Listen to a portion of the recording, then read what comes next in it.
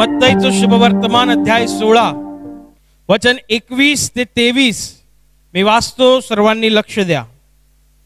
तेव्हापासून येशू ख्रिस्त आपल्या शिष्यांना सांगू लागला की मी यरूशलेमेस जाऊन वडील, मुख्य याजक व शास्त्री ह्यांच्याकडून पुष्कळ दुःखे सोसावी, जीवे मारले जावे व तिसऱ्या दिवशी उठवले जावे याचे अगत्य आहे। तेव्हा पेत्र त्याला जवळ घेऊन त्याचा निषेध करून म्हणाला, प्रभूजी, आपणावर दया असो, असे आपल्याला होणारच नाही। परंतु तो वळून पेत्राला म्हणाला, अरे सैताना, माझ्या पुढून निघून जा, तू मला अडखळण आहेस, कारण देवाच्या गोष्टींकडे तुझे लक्ष नाही, माणसांच्या गोष्टींकडे आहे। Hallelujah, hallelujah, hallelujah, hallelujah. परमेश्वर प्रभू येशू ख्रिस्त आणि त्याचे शिष्य यांच्यामधल्या संभाषणाविषयी आज आपण वाचलं। परमेश्वर येशू ख्रिस्त जे संभाषण करत आहे, जे सांगत आहे, ते त्याच्या येणाऱ्या दिवसांविषयी आणि परमेश्वराची योजना पूर्ण होण्याविषयी तो भविष्यवाणी करत आहे।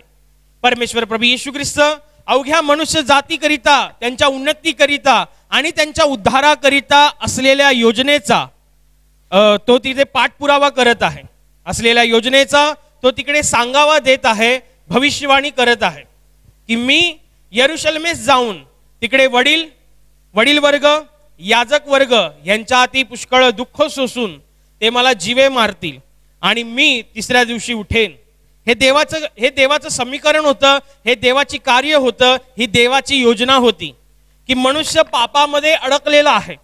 आपल्या पापांमुळे तो त्या सैतानाच्या दासत्वामध्ये आहे, गुलामगिरीमध्ये आहे आणि म्हणून त्याच्या जीवनाला आजार, दुःख, वेदना, क्लेश, कलह, अशांती, समस्या यांनी त्याचं जीवन ग्रसित झालेलं आहे।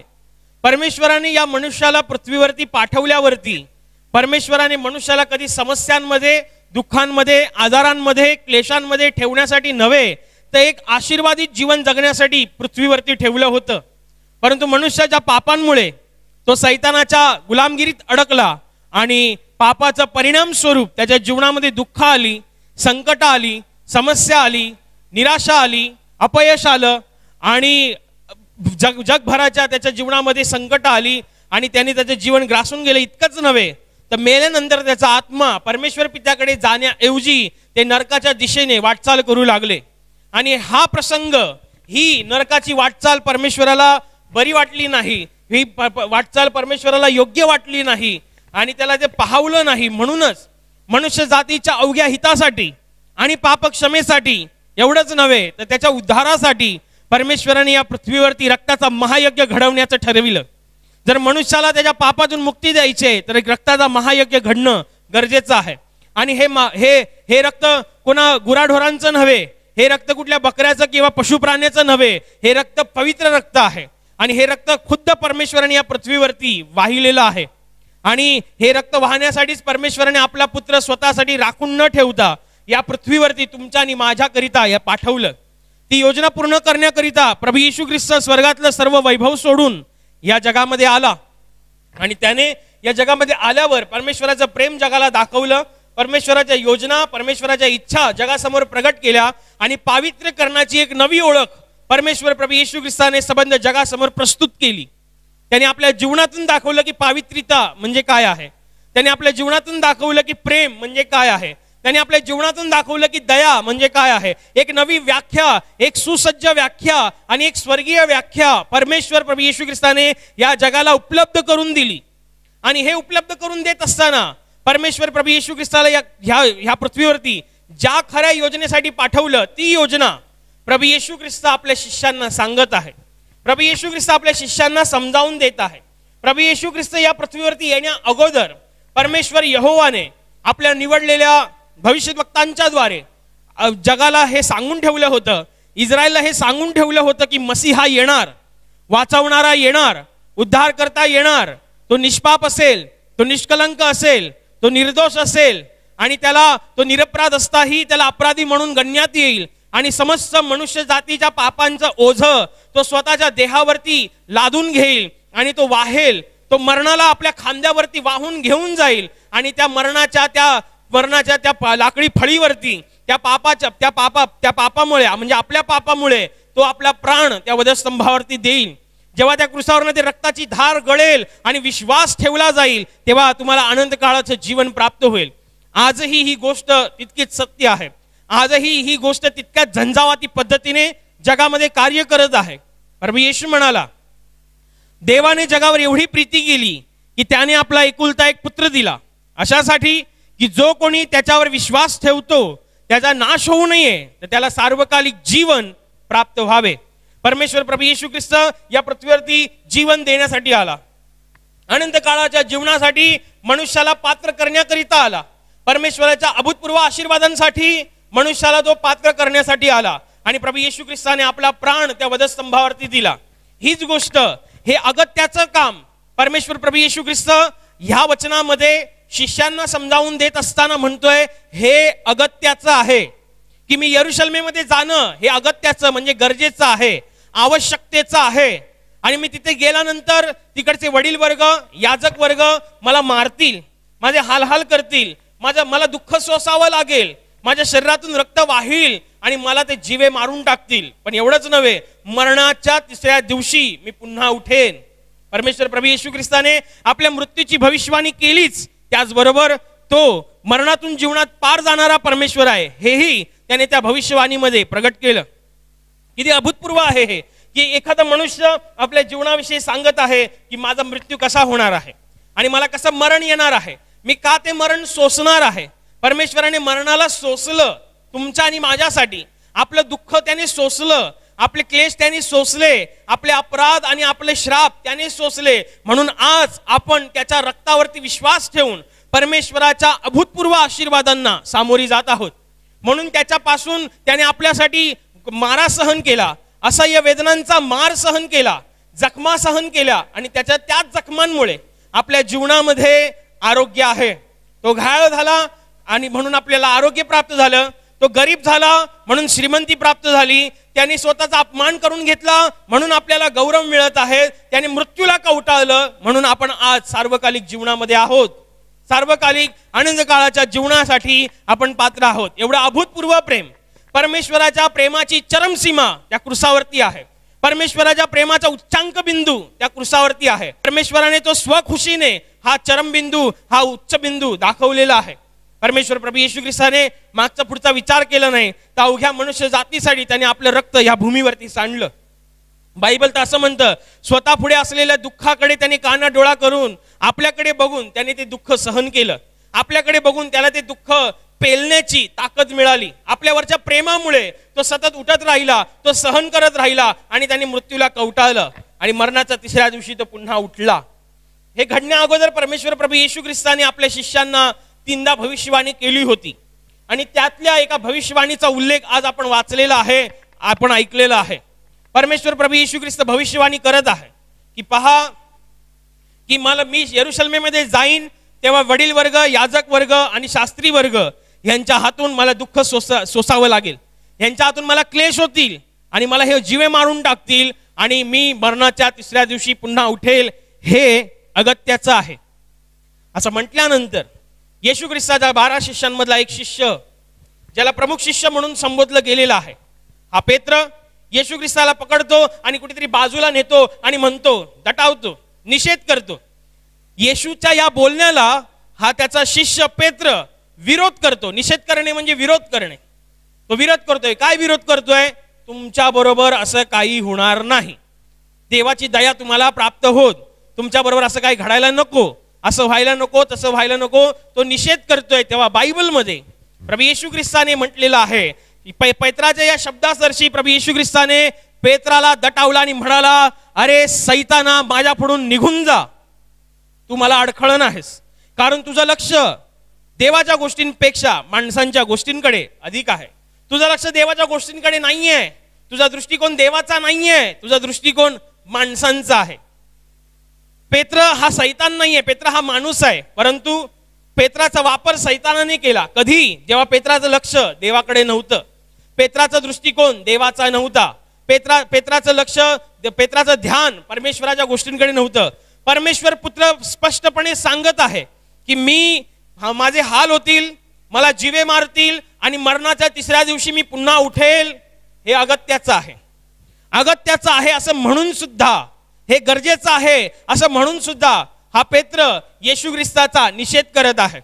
येशू ख्रिस्ताला तो विरोध करत आहे. येशू ख्रिस्ताला तो भावनिक आवाहन करत आहे.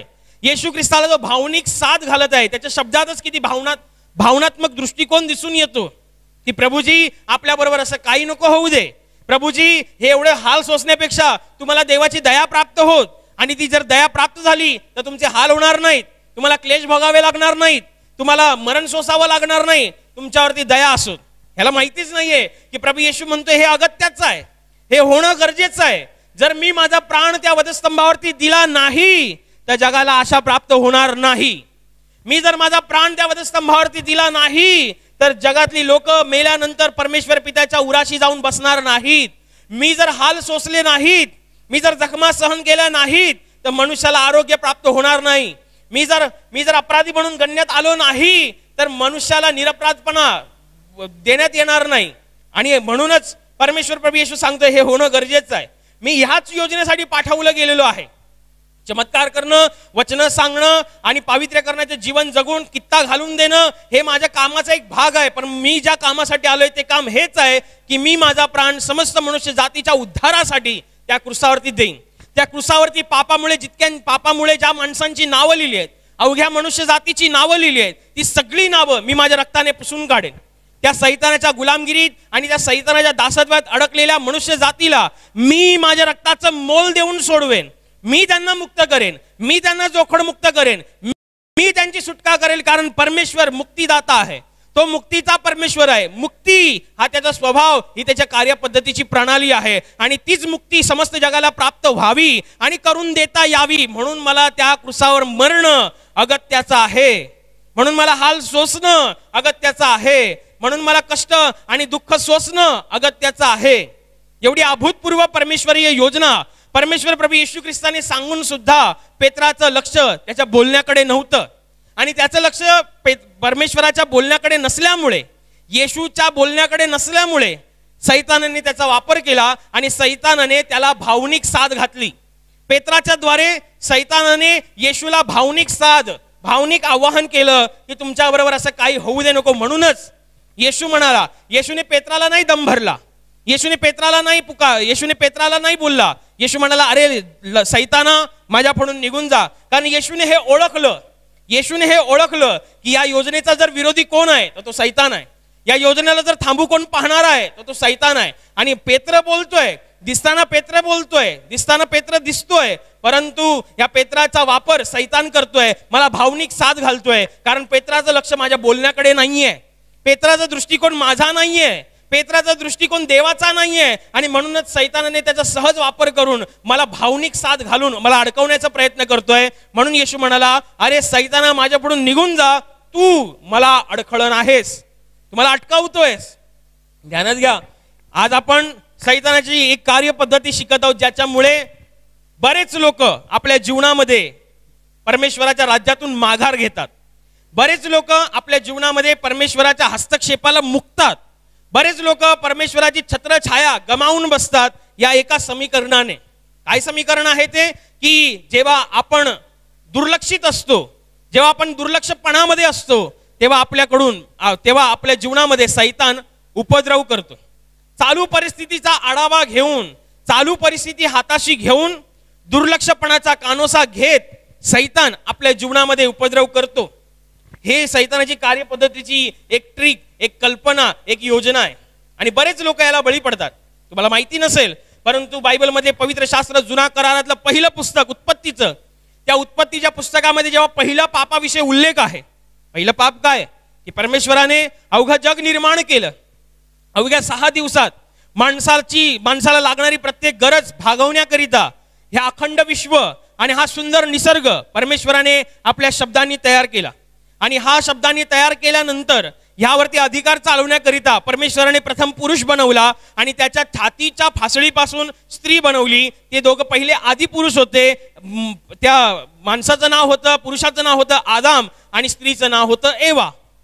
ह्या लोकांना एदेन बागेमध्ये ठेवण्यात आलं होतं आणि परमेश्वराने त्यांना आशीर्वाद दिला होता, बहुगुणित व्हा, फलद्रूप व्हा आणि पृथ्वी व्यापून टाका, तिला सत्तेखाली आणा. या बागेतली फळं तुम्हाला जेवढी पाहिजेत, जेव्हा पाहिजेत तेवढी खा, पण या बागेच्या मधोमध असलेल्या बऱ्या वाईटाचं ज्ञान करून देणाऱ्या झाडाचं फळ मात्र खाऊ नका, ही त्यांच्यासाठी एकच आज्ञा होती. आणि मग झालं असं की एवा तिकडेच कुठेतरी त्या झाडाच्या अवतीभोवती फिरत असताना आणि आदाम कुठेतरी दुसरीकडेच असताना अवघ्या मनुष्य जातीचा वैरी सैतान, तो दृष्ट लबाड ठकवणारा तिकडे आला. ही तिकडेच कुठेतरी उभी आहे आणि मग तिला त्याने बोलण्यामध्ये फसवलं, तिला त्याने बोलण्यामध्ये ठकवलं. तो म्हणाला की तुम्हाला या झाडाची फळं खायला देवानी मनाई केली आहे का? ती म्हणाली नाही, आम्हाला सगळी फळं खायला सांगितली, फक्त मधल्या झाडाचं बऱ्या वाईटाचं ज्ञान करून देणाऱ्या झाडाचं फळ खायला सांगितलेलं नाही. तेव्हा सैतान बोलतो, जर आम्ही ते खाल्लं तर आम्ही मरून जाऊ. तेव्हा सैतान त्याला सांगतोय, मरून जाणार म्हणजे काय? मरून नाही जाणार तुम्ही. ते त्याने असंच सांगितलेलं आहे, ते त्यांनी उगाच सांगितलेलं आहे. त्याला माहिती आहे, देवाला माहिती आहे की तुम्ही जर ते फळ खाल्लं तर तुम्ही ज्ञानी व्हाल, तुमची बुद्धी देवासमान होईल, तुमचा दृष्टिकोन देवासमान होईल आणि तुम्ही देवासमान होऊ नये म्हणूनच देवाने तुम्हाला त्या बऱ्या वाईटाचं ज्ञान करून देणाऱ्या झाडाचं फळ खाण्यास मनाई केली आहे. आणि बायबलमध्ये लिहिलेलं आहे, हे शब्द ऐकल्यावरती या स्त्रीने त्या झाडाकडे पाहिलं तेव्हा ते फळ तिला दिसण्यास मनोहर, खाण्यास स्वादिष्ट आणि शहाणं करण्यास इष्ट दिसल्यामुळे तिने ते फळ तोडलं आणि खाल्लं. मग तिने तिचं लक्ष देवाच्या आज्ञांकडे नव्हतं, तिचं लक्ष इकडे पण नाहीये की मला पुरुष दिलेला आहे, मला पती दिलेला आहे, मला त्याच्याकडे जाऊन पहिले त्याला विचारायला पाहिजे. त्याच्याकडे पण दुर्लक्ष आहे, तिचं देवाच्या आज्ञांकडे पण दुर्लक्ष आहे. तिने थेट ते फळ काढलं आणि खाल्लं. सैतान असाच काम करतो. चालू परिस्थितीत हाताशी घेऊन दुर्लक्षपणाचा कानोसा घेत सैतान आपल्या जीवनामध्ये उपद्रव करतो. चालू परिस्थिती काय होती? तिथे झाडाजवळ उपलब्ध होती, तिथेच काहीतरी करत होती ती. आणि त्याच वेळेला हा तिकडे येऊन तिला माहिती आहे की ही दुर्लक्षित आहे, ही आपल्या पुरुषाच्या अधीन नाही आहे, ही पुरुषाच्या हाताखाली नाही आहे, पुरुष तिचा दुसरीकडे आहे, तिचा मस्तक दुसरीकडे आहे, हिला मी सहज फसवू शकतो. आणि त्याने तसं केलं. ज्या वेळेला तुम्ही अरण्यामध्ये येशूची परीक्षेविषयी वाचता, बायबलमध्ये लिहिलेलं आहे की 40 दिवस 40 रात्र उपास प्रार्थनेमध्ये राहिल्यानंतर त्यानंतर येशू ख्रिस्ताला भूक लागली. तेव्हा परीक्षक जो दृष्ट लबाड सैतान येशूची परीक्षा पाहण्याकरिता त्या अरण्यामध्ये गेला जिथे येशू होता. आणि सैतानाला माहिती आहे येशू ख्रिस्ताने 40 दिवस 40 रात्र उपास प्रार्थनेमध्ये होऊन राहिलेला आहे, तो आता त्याला भूक लागलेली आहे. म्हणून हा त्या येशूकडे गेला आणि येशूला म्हणाला, तू जर देवाचा पुत्र असशील तर या धोंड्यांना आज्ञा कर की या भाकर होत. चालू परिस्थिती हाताशी घेऊन दुर्लक्षपणाचा कानोसा घेत सैतान काम करतो. चालू परिस्थिती काय आहे? करंट सिच्युएशन काय आहे? भूक लागलेली आहे.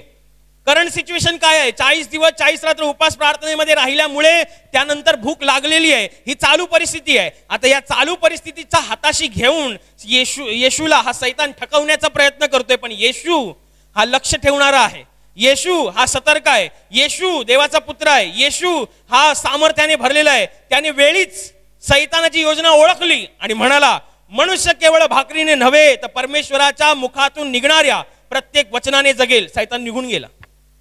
पण एवेने तसं केलं नाही.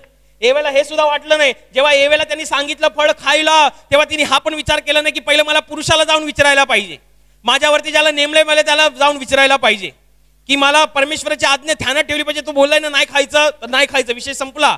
पण नाही, सैतानाने आयडिया केली. सैतानाची ही पहिल्यापासूनच युक्ती आहे, तो ठकवणारा आहे.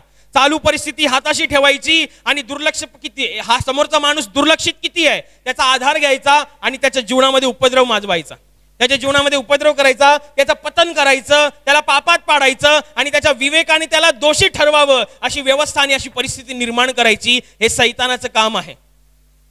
बरीच तुम्हाला सैतानाची कामं दिसतील, बरीच. बायबलमध्ये येशू ख्रिस्ताची ही परीक्षा झाल्यानंतर पुढे सुद्धा हे आहे की येशू ख्रिस्ताला सैतानाने मंदिराच्या शिरोभागी नेलं आणि म्हटलं, तू जर देवाचा पुत्र आहे तर उडी मार. तू जर उडी मारशील तर पवित्र शास्त्रात लिहिलेलं आहे, परमेश्वराचं वचन हे सांगतं की तो आपल्या दूतांना आज्ञा करील आणि मग ते दूत तुला तुझा पाय धोंड्यावर आपटण्या अगोदर तुला आपल्या हातावरती झेलून धरतील. मारुडी.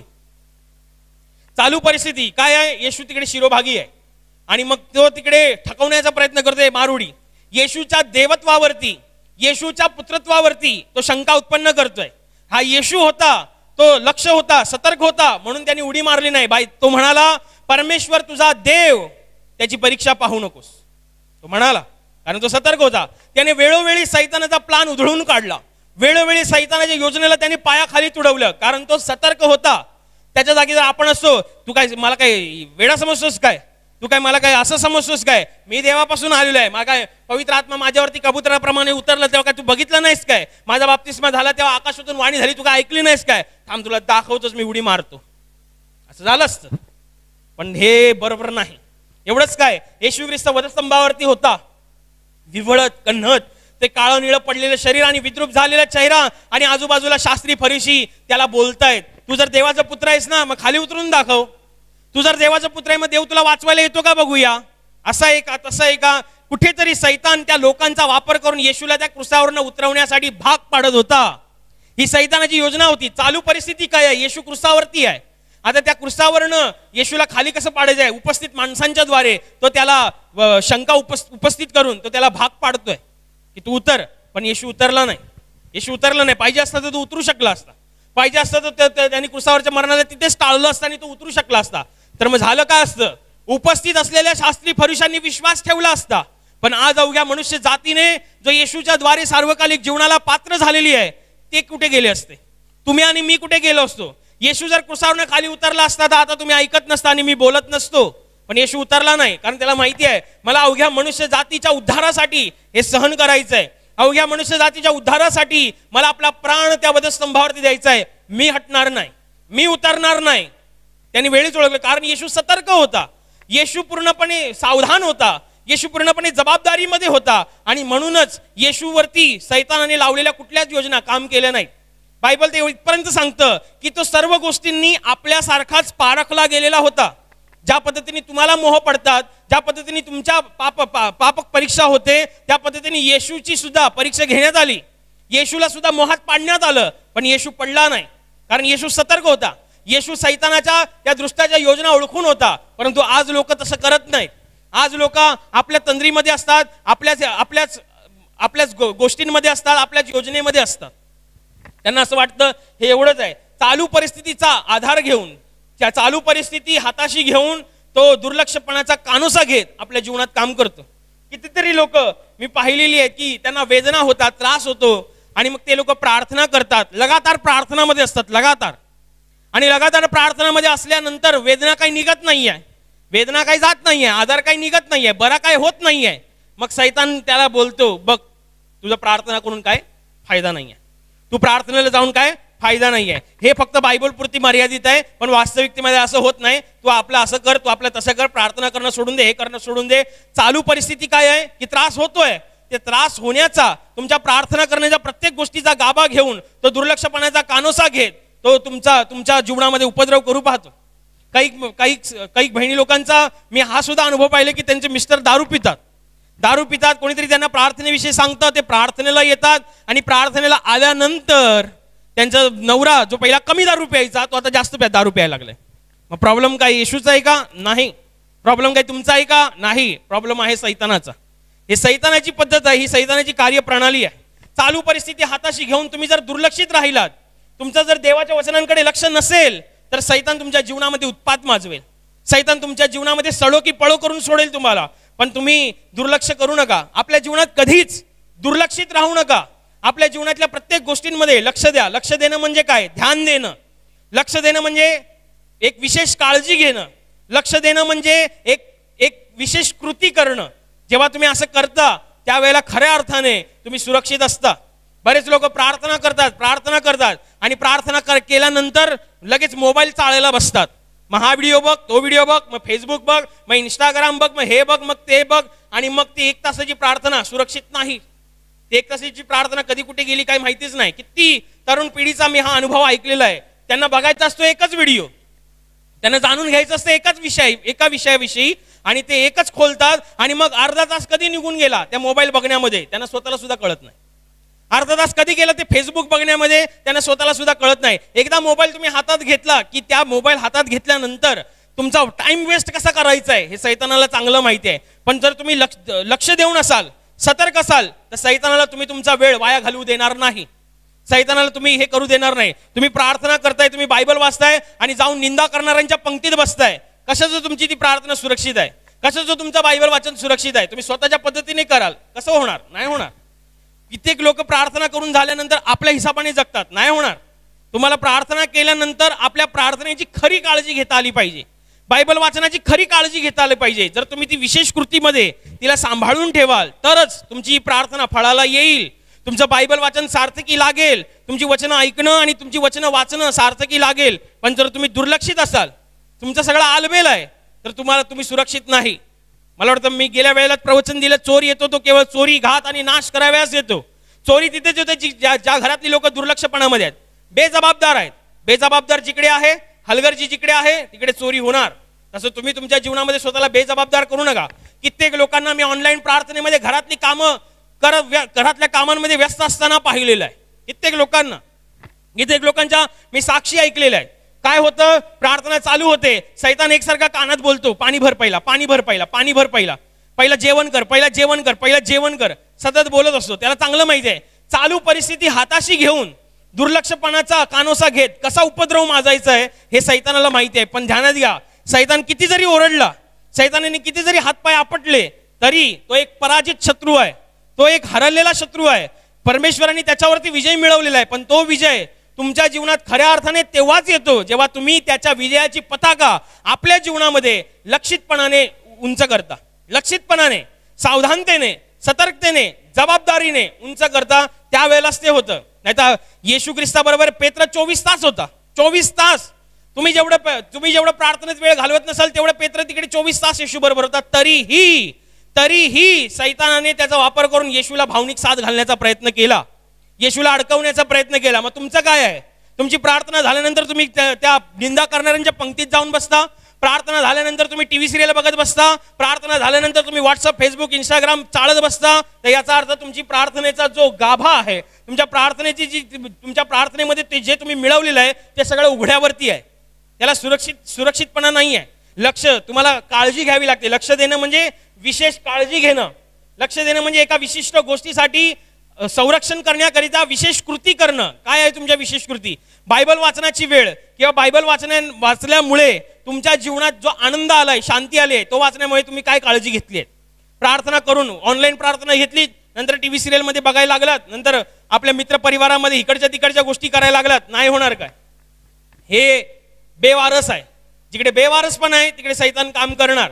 आणि असंच आहे. 24 तास पेत्र येशू बरोबर होता आणि थोडक्या गोष्टीकडे जेव्हा पेत्राचं लक्ष नव्हतं, येशूच्या बोलण्याकडे त्याचा काना डोळा झाला, त्याच वेळेला सैतानाने पेत्राचा वापर करून येशूला भावनिक साथ घालून अडकवण्याचा प्रयत्न केला. पण येशू सतर्क आहे. येशू स्वतःमध्ये शुद्धीवरती आहे. येशू स्वतःमध्ये सामर्थ्याने भरण्यात त्याला सैतानाची योजना पहिलंच ठाऊक आहे. तुमच्या जीवनात अशा रोज रोज रोज सैतानाच्या कितीतरी योजना काम करतात किंवा काम करू पाहतात. तुम्हाला माहिती आहे का? तुम्ही समजून घेताय का की ही सैतानाची योजना आहे? हे मला असं अडकवणं ही सैतानाची योजना आहे. हे मला पापामध्ये पाडणं ही सैतानाची योजना आहे. हे मी असं मोहाजाळामध्ये पडावं ही सैतानाची योजना आहे. मी स्वतःला कामामध्ये सतत व्यस्त करून राहणे ही एक सैतानाची योजना. अशा कितीतरी योजना तुमच्या जीवनामध्ये सैतानाच्या काम करू पाहतात. तुम्ही त्या उधळून लावताय का? तुम्ही जर उधळून लावत असाल सगळं चांगलं आहे. तुम्ही जर उधळून लावत नसाल कधीतरी त्याच्यामध्ये तुमचा घात होईल. येशू खुद्द देवाचं वचन आहे.